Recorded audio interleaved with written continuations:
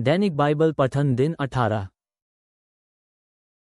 पुराना नियम, genesis chapter 36, genesis chapter 37। एसाव ने कनान देश की पुत्रियों से विवाह किया। यह एसाव के परिवार की एक सूची है, जो अदोम भी कहा जाता है। एसाव की पत्नियां थी आदा हित्ती एलीन की पुत्री, ओहोलीबामा हिव्वी सिबोन की नतनी और अना की पुत्री, बासमत इश्माएल की पुत्री और नबायोत की बहन। आदा ने एसाव को एक पुत्र एलीपज दिया। बासमत को रूएल नाम का पुत्र हुआ। ओहोलीबामा ने एसाव को 3 पुत्र दिए, यूश, यालाम और कोरह। ये एसाव के पुत्र थे। ये कनान प्रदेश में पैदा हुए थे।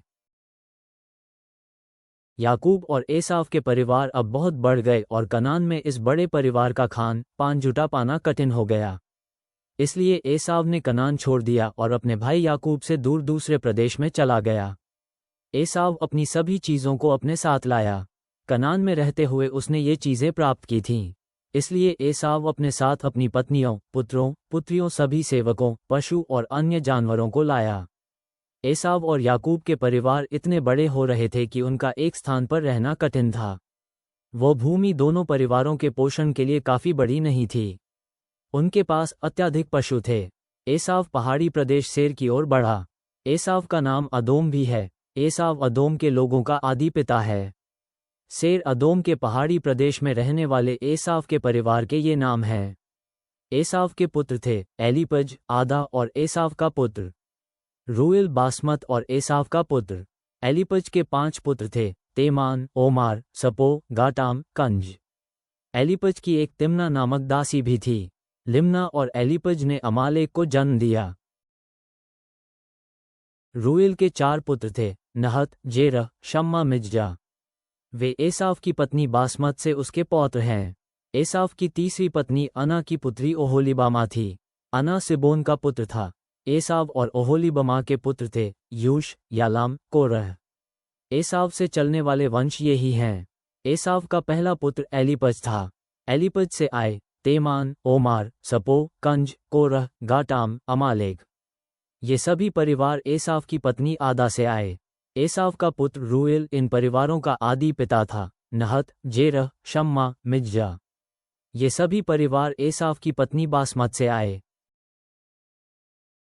अना की पुत्री एसाव की पत्नी ओहोलीबामा ने यूश, यालाम और कोरह को जन्म दिया। ये तीनों अपने अपने परिवारों के पिता थे। ये सभी परिवार एसाव से चले। एसाव के पहले अदोम में सेर नामक एक होरी व्यक्ति रहता था। सेर के पुत्र ये है लोतान, शोबाल, शिबोन, अना, दीशोन, एसेर, दिशान। ये पुत्र अपने परिवारों के मुखिया थे। लोतान होरी हेमाम का पिता था। तिम्ना लोतान की बहन थी। शोबल आलवान, मानहत, एबल, शपो, ओनम का पिता था। शिबोन के 2 पुत्र थे, अथ्या, अना। अना वह व्यक्ति है जिसने अपने पिता के गधों की देखभाल करते समय पहाड़ों में गर्म पानी का सोता ढूंढा। अना, दीशोन और ओहोलीबामा का पिता था। दीशोन के 4 पुत्र थे, हेमदान, ऐशवान, यित्रान, करान। एसेर के 3 पुत्र थे, बिल्हान, जावान, अकान। दीशान के 2 पुत्र थे, ऊज और अरान। ये होरी परिवारों के मुखियाओं के नाम है। लोतान, शोबाल, शिबोन, अना, दिशोन, एसेर, दीशोन। ये व्यक्ति उन परिवारों के मुखिया थे जो सेर, अदोम प्रदेश में रहते थे। उस समय अदोम में कोई राजा थे। इस्राएल में राजाओं के होने के बहुत पहले हर अदोम में राजा थे। बोर का पुत्र बेला अदोम में शासन करने वाला राजा था। वह दिन्हावा नगर पर शासन करता था। जब बेला मरा तो योबाब राजा हुआ। योबाब बोस्त्रा से जेरह का पुत्र था। जब योबाब मरा, हूशाम ने शासन किया। हूशाम तेमानी लोगों के देश का था। जब हूशाम मरा, हदर ने उस क्षेत्र पर शासन किया। हदर बदर का पुत्र था। हदर वह व्यक्ति था जिसने मिद्यानी लोगों को मोआब देश में हराया था। हदर अबीत नगर का था। जब हदर मरा, समला ने उस प्रदेश पर शासन किया। समला मसरे का था। जब समला मरा, शाऊल ने उस क्षेत्र पर शासन किया। शाऊल फरात नदी के किनारे रहोबोत का था। जब शाऊल मरा, बालानन ने उस देश पर शासन किया। बालानन अकबो का पुत्र था। जब बालानन मरा, हदर ने उस देश पर शासन किया। हदर पाव नगर का था। मतरेत की पुत्री हदर की पत्नी का नाम महेदबेल था। मतरेद का पिता मेजाहब था। अदोमी परिवारों तिम्ना, अल्बा, यतेत, ओहोलीबामा, एला, पीपोन, कंज, तेमान, मिबसार, मगदीएल और ईराम आदि का पिता एसाव था। हर एक परिवार एक ऐसे प्रदेश में रहता था जिसका नाम वही था जो उनका पारिवारिक नाम था। याकूब ठहर गया और कनान प्रदेश में रहने लगा। यह वही प्रदेश है जहां उसका पिता आकर बस गया था। याकूब के परिवार की यही कथा है। यूसुफ एक 17 वर्ष का युवक था। उसका काम भेड़ बकरियों की देखभाल करना था। यूसुफ ये काम अपने भाइयों यानी कि बिल्हा और जिल्पा के पुत्रों के साथ करता था। बिल्हा और जिल्पा उसके पिता की पत्नियां थीं। यूसुफ अपने पिता को अपने भाइयों की बुरी बातें बताया करता था। यूसुफ उस समय उत्पन्न हुआ जब उसका पिता इसराइल बहुत बड़ा था। इसलिए इसराइल यूसुफ को अपने अन्य पुत्रों से अधिक प्यार करता था। याकूब ने अपने पुत्र को एक विशेष अंगरखा दिया। यह अंगरखा लंबा और बहुत सुंदर था। यूसुफ के भाइयों ने देखा कि उनका पिता उनकी अपेक्षा यूसुफ को अधिक प्यार करता है। वे इसी कारण अपने भाई से घृणा करते थे। वे यूसुफ से अच्छी तरह बात नहीं करते थे। एक बार यूसुफ ने एक विशेष सपना देखा। बाद में यूसुफ ने अपने इस सपने के बारे में अपने भाइयों को बताया। इसके बाद उसके भाई पहले से भी अधिक उससे घृणा करने लगे। यूसुफ ने कहा, मैंने एक सपना देखा। हम सभी खेत में काम कर रहे थे। हम लोग गेहूं को एक साथ गट्ठे बांध रहे थे।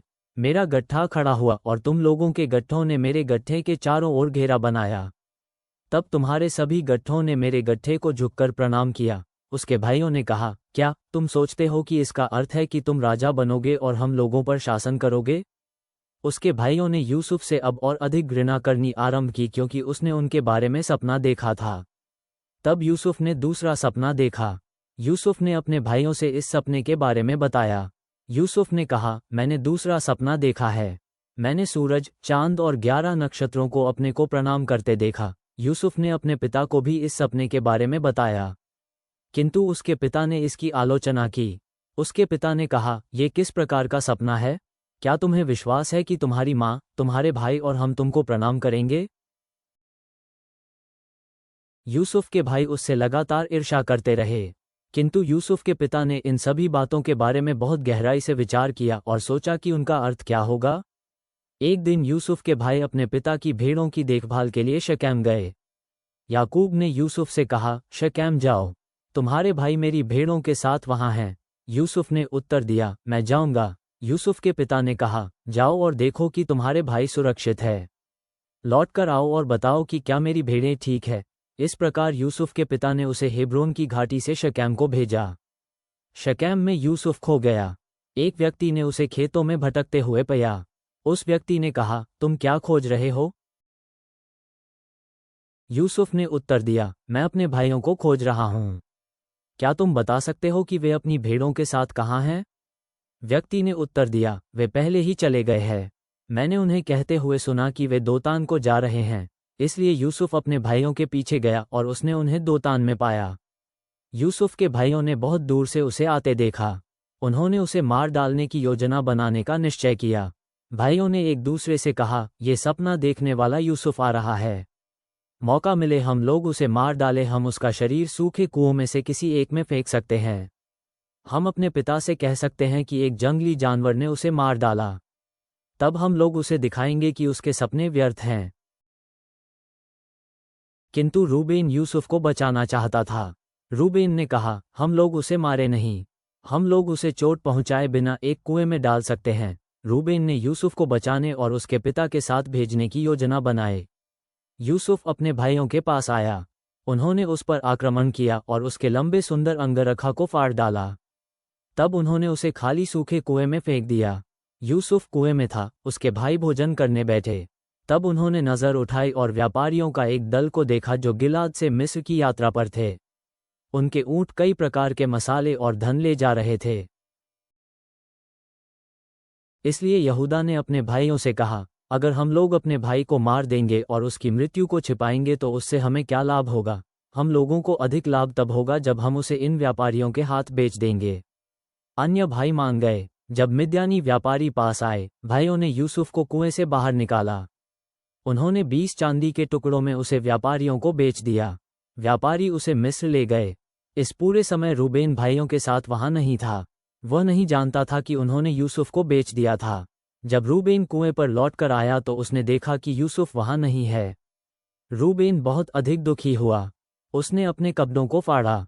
रूबेन भाइयों के पास गया और उसने उनसे कहा, लड़का कुएं पर नहीं है, मैं क्या करूं? भाइयों ने एक बकरी को मारा और उसके खून को यूसुफ के सुंदर अंगरखे पर डाला। तब भाइयों ने उस अंगरखे को अपने पिता को दिखाया और भाइयों ने कहा, हमें यह अंगरखा मिला है, क्या ये यूसुफ का अंगरखा है? पिता ने अंगरखे को देखा और पहचाना कि यह यूसुफ का है।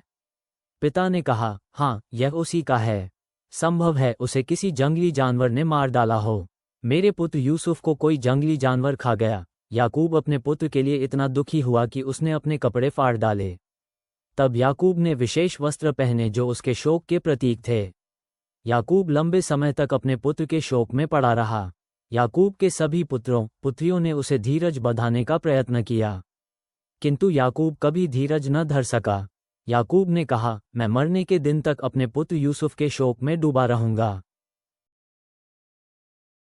उन मिद्यानी व्यापारियों ने जिन्होंने यूसुफ को खरीदा था, बाद में उसे मिस्र में बेच दिया।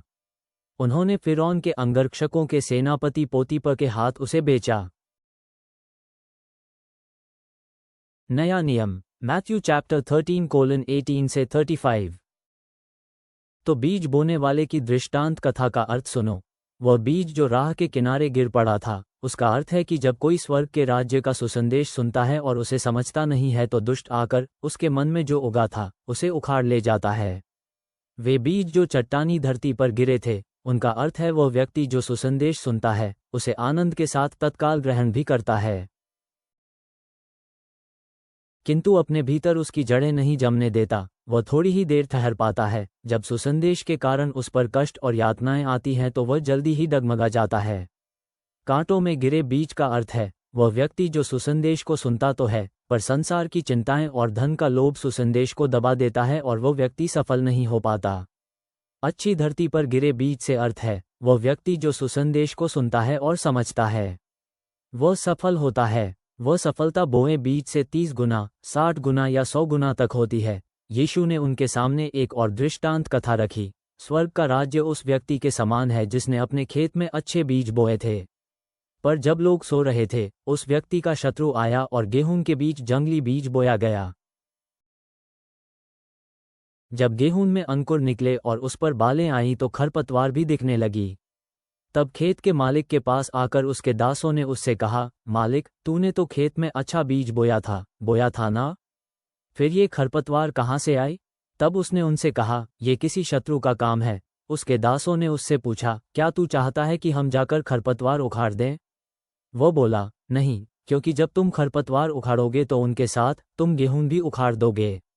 जब तक फसल पके दोनों को साथ साथ बदने दो। फिर कटाई के समय में फसल काटने वालों से कहूंगा कि पहले खरपतवार की पुलियां बनाकर उन्हें जला दो और फिर गेहूं को बटोरकर मेरे खते में रख दो। यीशु ने उनके सामने और दृष्टांत कथाएं रखीं। स्वर्ग का राज्य राई के छोटे से बीज के समान होता है जिसे किसी ने लेकर खेत में बो दिया हो। ये बीज छोटे से छोटा होता है किंतु बड़ा होने पर यह बाग के सभी पौधों से बड़ा हो जाता है। ये पेड़ बनता है और आकाश के पक्षी आकर इसकी शाखाओं पर शरण लेते हैं। उसने उन्हें एक दृष्टांत कथा और कही। स्वर्ग का राज्य खमीर के समान है जिसे किसी स्त्री ने 3 बार आटे में मिलाया और तब तक उसे रख छोड़ा जब तक वह सब का सब खमीर नहीं हो गया। यीशु ने लोगों से ये सब कुछ दृष्टांत कथाओं के द्वारा कहा। वास्तव में वह उनसे दृष्टांत कथाओं के बिना कुछ भी नहीं कहता था। ऐसा इसलिए था कि परमेश्वर ने भविष्यवक्ता के द्वारा जो कुछ कहा था वह पूरा हो। परमेश्वर ने कहा, मैं दृष्टांत कथाओं के द्वारा अपना मुंह खोलूंगा। सृष्टि के आदिकाल से जो बातें छिपी रही हैं उन्हें उजागर करूंगा। भजन संहिता, साम चैप्टर 10:12 से 18। हे यहोवा, उठ और कुछ तो कर। हे परमेश्वर, ऐसे दुष्ट जनों को दंड दे और इन दीन दुखियों को मत बिसरा। दुष्ट जन क्यों परमेश्वर के विरुद्ध होते हैं? क्योंकि वे सोचते हैं कि परमेश्वर उन्हें कभी नहीं दंडित करेगा। हे यहोवा, तू निश्चय ही उन बातों को देखता है जो क्रूर और बुरी हैं, जिनको दुर्जन किया करते हैं। इन बातों को देख और कुछ तो कर। दुखों से घिरे लोग सहायता मांगने तेरे पास आते हैं। हे यहोवा, केवल तू ही अनाथ बच्चों का सहायक है, अतः उनकी रक्षा कर। हे यहोवा, दुष्ट जनों को तू नष्ट कर दे। तू उन्हें अपनी धरती से धकेल बाहर कर। हे यहोवा, दीन दुखी लोग जो चाहते हैं वह तूने सुन ली। उनकी प्रार्थनाएं सुन और उन्हें पूरा कर जिनको वे मांगते हैं। हे यहोवा, अनाथ बच्चों की तू रक्षा कर। दुखी जनों को और अधिक दुख मत पाने दे। दुष्ट जनों को तू इतना भयभीत कर दे कि वे यहाँ न टिक पाएं। दयालु पिता, हम यूसुफ की कहानी में देखते हैं कि तू दुख को कैसे उपयोग करता है हमें बड़े उद्देश्य और प्रभाव के लिए स्थान देने के लिए। जैसे हम कनानी स्त्री की आस्था को देखते हैं जो हार मानने से इनकार करती थी, हमारी प्रार्थना में दृढ़ता बढ़ा और तेरी भलाई में हमारी विश्वास को गहरा कर। हमें ऐसे हृदय प्रदान कर जो क्षमा करें जैसे हमें क्षमा किया गया है, और करुणा की तेरी आंखों से दूसरों को देखने की बुद्धि। हम धार्मिकता के मार्ग पर चलें और दूसरों को वैसा ही करने की शिक्षा दें। यीशु की दया से, हमारे उद्धारकर्ता और राजा, आमेन।